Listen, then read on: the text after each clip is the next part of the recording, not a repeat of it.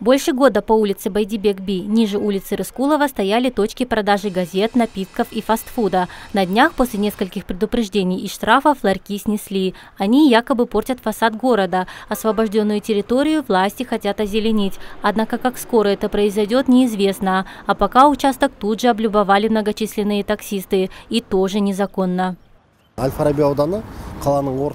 Аль-Фарабийский район центральный. Незаконные точки, к тому же не соответствующие санитарным нормам, портят фасад города. Мы не имеем права сносить без этапа предупреждения и штрафа.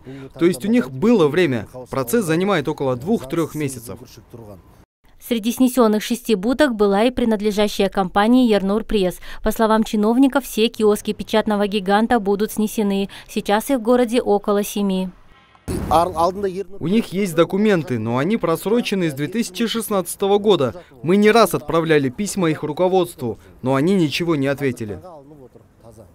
На этом перекрестке всегда многолюдно. Стихийные будки стоят по всему периметру. Популярные точки продажи самсы, фруктов и ремонта обуви напротив торгового центра тоже незаконные. У здешних кафе есть разрешительные документы, но пристройки больше не соответствуют первоначальному эскизу. Сотрудники акимата не раз предупреждали их о грядущем сносе. Однако частники утверждают, что никаких предупреждений не было. Я вас предупреждал несколько раз. Почему вы не убираете свою будку? Как вам еще можно говорить, что нельзя?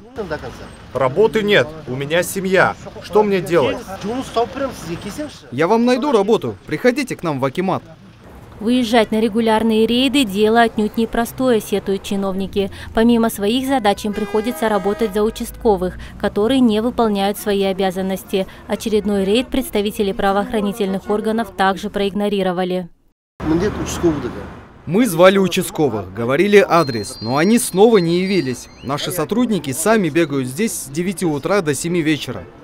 Всего за прошлый год власти снесли 88 стихийных торговых точек в Аль-Фарабийском районе. В этом году планируют снести еще 30. А всем продавцам, оставшимся без рабочего места, будут предложены бесплатные социальные места на одном из базаров города. Сайра Амантаева, Бахадыр Тажибаев, ТВК.